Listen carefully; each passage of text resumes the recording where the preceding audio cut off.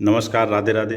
मैं सच्चिदानंद सिंह कुशवाहा आज आप सबके समक्ष बट सावित्री व्रत का संपूर्ण विधान, पूजन सामग्री एवं बट सावित्री व्रत की प्राचीन एवं पौराणिक कथा प्रस्तुत है, जिसे हम श्रवण करें।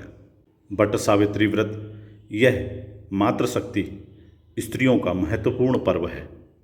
मूलतः यह व्रत पूजन सौभाग्यवती स्त्रियों का है, फिर भी सभी प्रकार की स्त्रियां इसे करती हैं। इस व्रत को करने का विधान त्रयोदशी से पूर्णिमा अथवा अमावस्या तक है। प्रायः आजकल अमावस्या को ही इस व्रत का नियोजन होता है। बट सावित्री व्रत वाले दिन बट, जिसे हम बड़ अथवा बरगद कहते हैं, का पूजन होता है।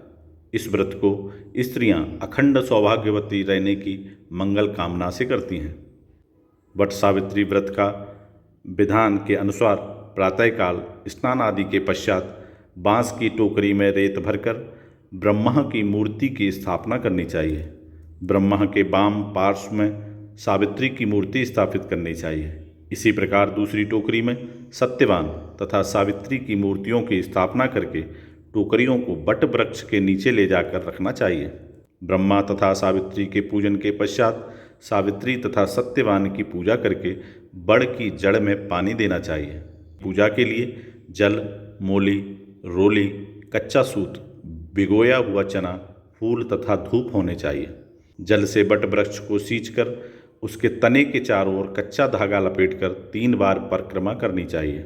बड़ के पत्तों के गहने पहनकर बट सावित्री की कथा सुननी चाहिए। भीगे हुए चनों का बायना निकालकर नगद रुपए रखकर सासू जी को चरण स्पर्श करना चाहिए। यदि सास दूर हों तो बायना बनाकर वहां भेज देना चाहिए। बट तथा सावित्री की पूजा के पश्चात प्रतिदिन पान, सिंदूर तथा कुमकुम से सुवासिनी स्त्री के पूजन का भी विधान है।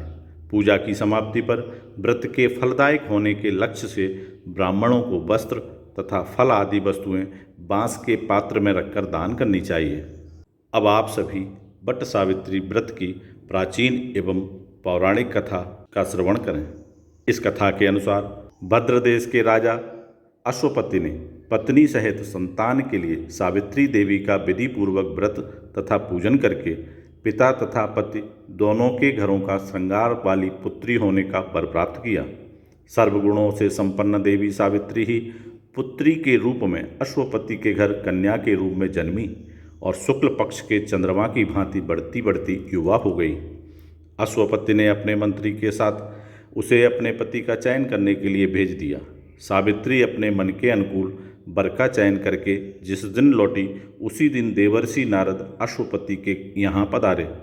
नारद के पूछने पर सावित्री देवी ने कहा, महाराज, धूम्रसेन जिनका राज्य हर लिया गया है, जो अंधे होकर पत्नी सहित बनों बनों की खाक छानते फिर रहे हैं, उन्हीं के इकलौते पुत्र सत्यवान को भावनात्मक स्तर पर मैंने अपना पति होना स्वीकार कर लिया है। नारद जी ने सत्यवान तथा सावित्री के ग्रहों की गणना करके अश्वपति को बधाई दी तथा सत्यवान के व्यक्तित्व के गुणों की भूरी भूरी प्रशंसा भी की। किंतु इस नर रत्न के बारे में नारद ने यह भी बता दिया कि जब सावित्री 12 वर्ष की हो जाएगी तब सत्यवान परलोक से धार जाएगा। ऐसे अपशकुन की भविष्यवाणी सुनकर अश्वपति ने सावित्री से अन्य वर ढूंढने के लिए कहा, पर पतिव्रता तथा एकनिष्ठ आस्था वाली सावित्री ने उत्तर दिया, पिताजी, मैं आर्य कुमारी हूँ। आर्य नारियाँ जीवन में एक ही बार अपने पति का चयन करती हैं। मैंने भी सत्यवान का वर्ण कर लिया है। अब वे चाहे अल्पायु हों या दीर्घायु, मैं किसी अन्य को अपने हृदय में स्थान नहीं दे सकती। विवाह हो गया। सावित्री अपने ससुर परिवार के साथ जंगल में रहने लगी। वह अपनी सास तथा ससुर की बड़ी सेवा करती। समय बीतता गया। आखिर सावित्री 12 वर्ष की हो ही गई। उस दिन जब सत्यवान लकड़ियां काटने के लिए चला तो सास ससुर से आज्ञा लेकर वह भी उसके साथ चल दी। जंगल में सत्यवान ने मीठे मीठे फल लाकर सावित्री को दिए और स्वयं एक पेड़ पर लकड़ियां काटने के लिए चढ़ गया। थोड़ी ही देर के बाद उसके सिर में भयंकर दर्द उठा। वह नीचे उतरा। सावित्री ने उसे पास के बड़ के पेड़ के नीचे लेटाकर सिर अपनी जांघ पर रख लिया। सावित्री का हृदय कांप रहा था। देखते ही देखते यमराज ने ब्रह्मा के विधान की रूपरेखा सावित्री के सामने स्पष्ट की और प्राणों को लेकर चल दिया।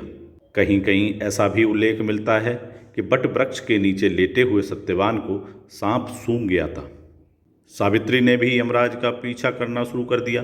पीछे आती हुई सावित्री को देखकर यमराज ने उसे लौटने का आदेश दिया, पर उत्तर में वह बोली, महाराज, पत्नी के पत्नीत्व की सार्थकता इसी में है कि वह उसका छाया के समान अनुसरण करे।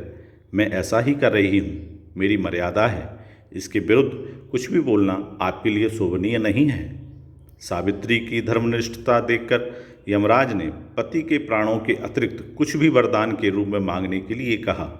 सावित्री देवी ने यमराज से सास ससुर की आंखों की खोई हुई ज्योति तथा दीर्घायु मांग ली।